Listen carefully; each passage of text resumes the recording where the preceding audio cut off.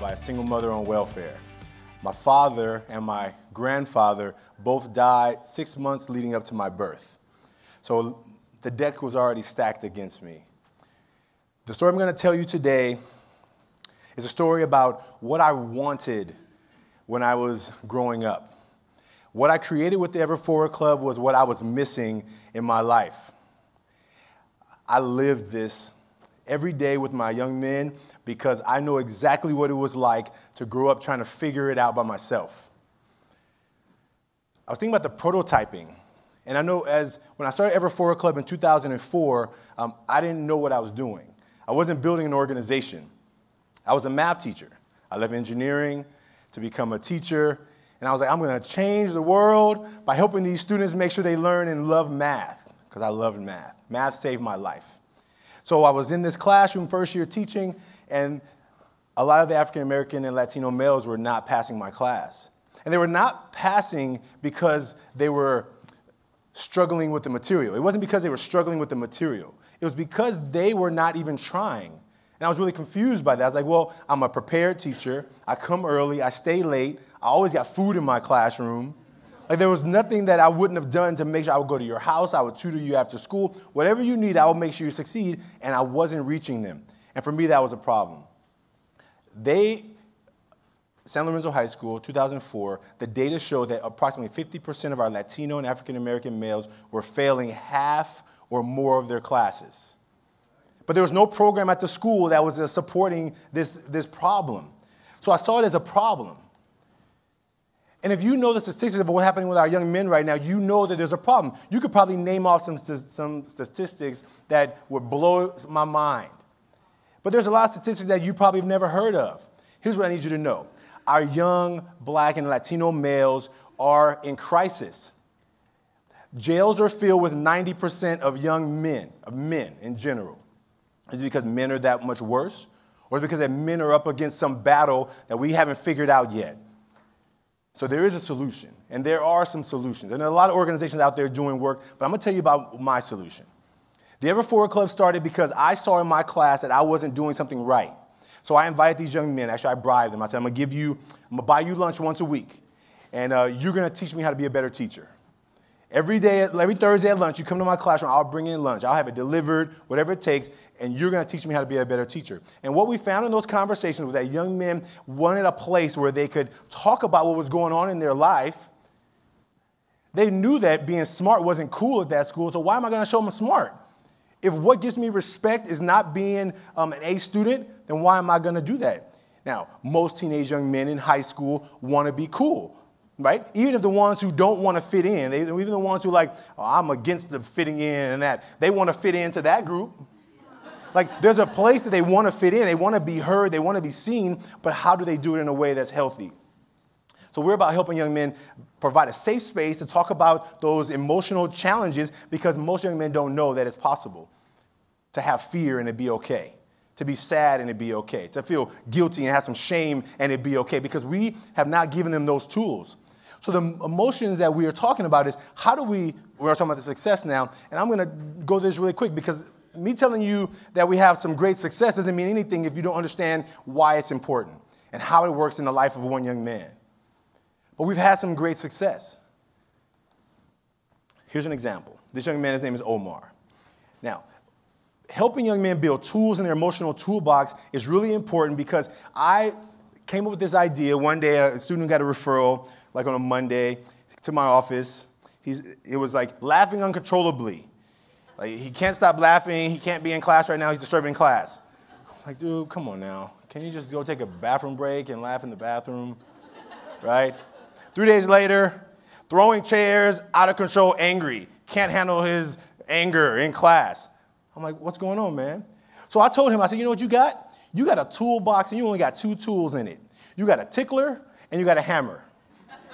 And the problem with your toolbox is you don't know when to pull either out, and you have nothing else in between. You got a tickler when you want to be silly and funny. You got a hammer when you want to be angry. And what's happening in between? So what we did with Ever Forward is about helping young men provide some extra tools in their toolbox. So the first tool, curiosity. Omar is the one on the right. Omar came to this first meeting. I didn't even know him. He was invited by his mentor to come and meet with us at a tailgate party, but he got to meet some of our Ever Forward students. Jaime is a young man. Jaime has been through a lot. So Jaime was telling him some of his story because he wanted to get introduced to what Ever Forward was about. So curiosity was that first one. I'm just going to show up. I don't know what it is, but I'm just going to show up and check something out.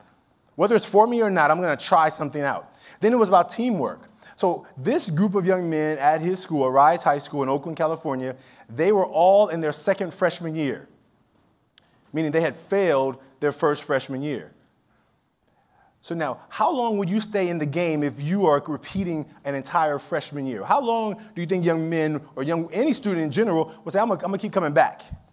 So we had to keep them in the game, so we started a program with these. We started to say, look, we're going to have this first meeting. We're going to get you engaged. We're going to begin building some community with you. Now, that meeting, that was the first meeting, we went deep. We went really deep. There were some tears in that room that day, and some young men scared themselves. A few of those young men didn't come back. And we understand that that's going to be the case. If you touch that part of your emotion that you've never seen before, it could scare you. Like if you talked about what you don't think you really want people to know about you, and then you wonder, what are they going to think about you tomorrow?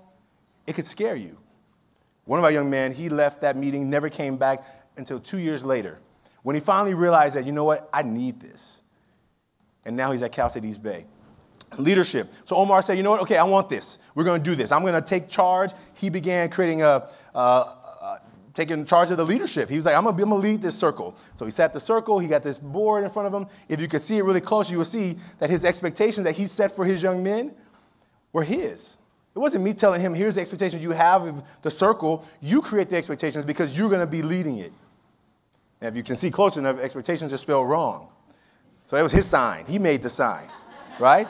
But he believed it. Like he was like, I got this to follow.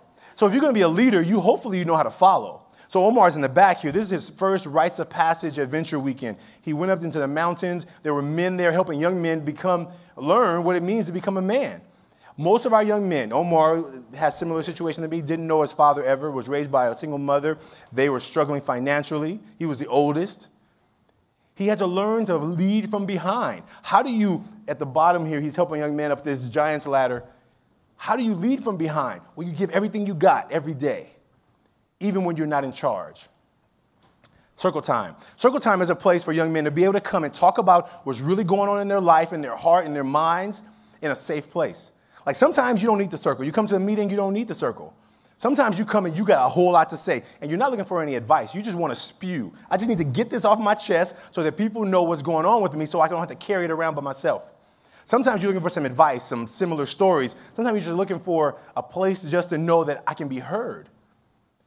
So whether you're on the outside of the circle like Omar up there, or you're in the middle of the circle like Brandon, you have a space to come every week to be able to talk about and be real, like get really, really real. And what I've experienced as an adult is that most men don't have a place that they can go and do that, right? Because we're supposed to have it all together, right? Facing challenge. So this is the 24-hour relay challenge. Students on teams of 10 walking and running for 24 hours. So Omar, his team only has 8. They still got to complete the challenge. Whether you show up with all the tools you need or not, you are responsible to complete the challenge. And that's a part of Ever Forward. Now, he was the captain of that team. His job was to find 10 people. But either he couldn't do it or some people dropped out, but you still got to show up. And that's a tool that young men have to know, that I have to be able to face challenge and not run from it. But a lot of them learn to run. Then it's visualize. This is our first college trip with Omar at Arise High School. We had about 6 young men that went on that trip. And Omar was like, this is a small trip. I'm like, well, it's up to you. How are we going to build it bigger? He said, well, we're going to visualize ourselves in college. Most of the young men who could have went on that trip didn't go. They're like, why am I going to go visit a college? I ain't going to college. If you've never seen anybody go to college, you never knew it was possible to go to college, why would you think it was possible for you? If not enough people in your life had fed you the information that you're supposed to go to college, why would you think that you should go? Well, you got to think about it. So we take them on a college trip every year. This was the first year that we went on the college trip at Rise High School. This is the second year.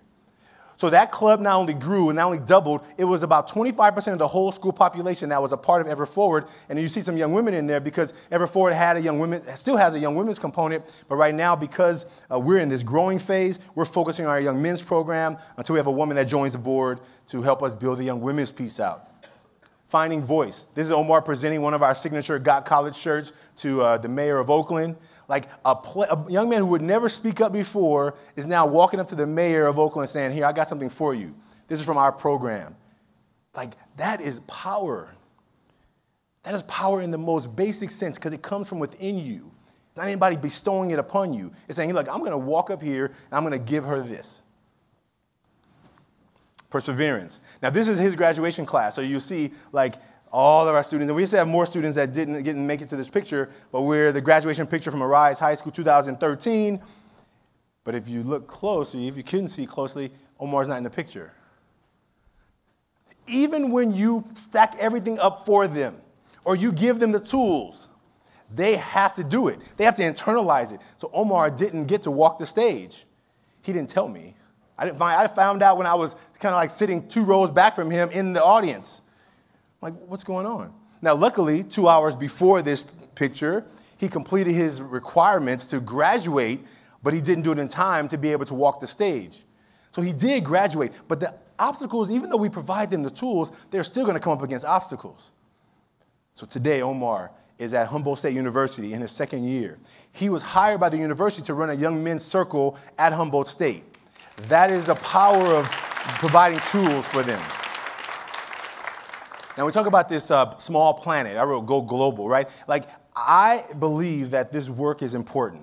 I'm an assistant principal at a middle school, so I have the vision that I'll be doing Ever Forward full time. But I need you to see something. This is where Ever Forward is going next. Stop crying. Stop with the tears. Don't cry. Pick yourself up. Stop with the emotion. Don't be a pussy. Don't let nobody disrespect you. Be cool and be kind of a dick. Always keep your mouth shut. Nobody likes a tattletale. Bros come before hoes. Don't let your woman run your life. You bitch. What a fag. Get laid. Do something. Be a man. Be a man. Grow some balls.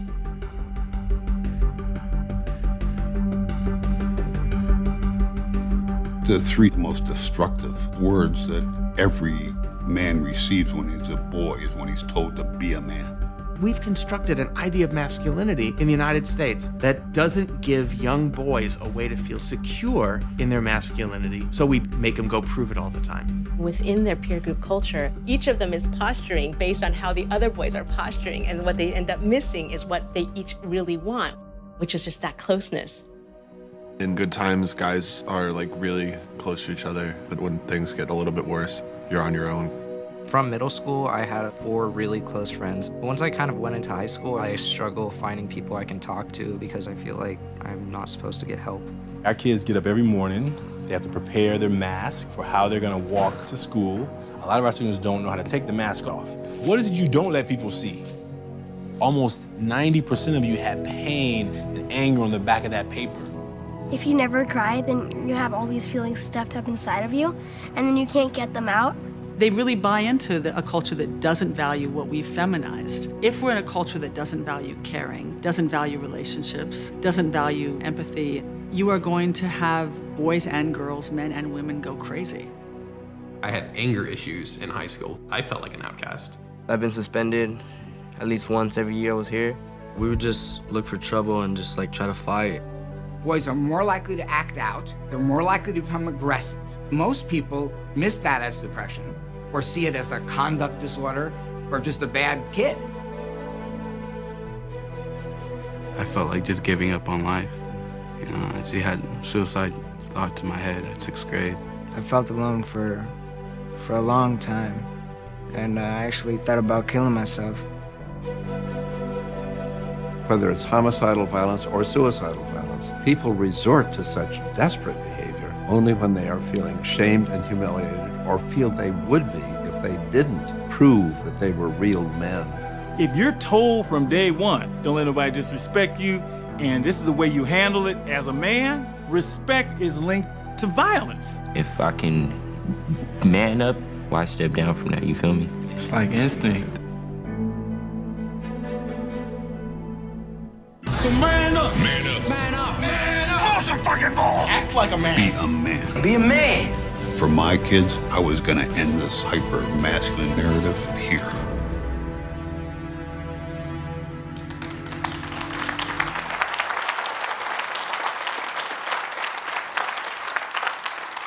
So this documentary is being created by the Representation Project. They did a film 43 years ago called Misrepresentation. And so Ever Forward is being featured. So it's not our film, but we're being featured in that program. And I believe that it's going to be the catalyst to help us expand our program. Like I work as an assistant principal because that's my job, right? It pays me, and I do Ever Forward when I'm weekends, after school, on holidays. But I want you to know that Ever Forward is about to explode. And so we're looking forward to hearing more about us. But we have some great news because the documentary, we didn't know when it was going to come out, but we just found out that the film will be debuting at Sundance Film Festival. And so we're really excited. So thank you for your time, and we look forward to seeing you over the top.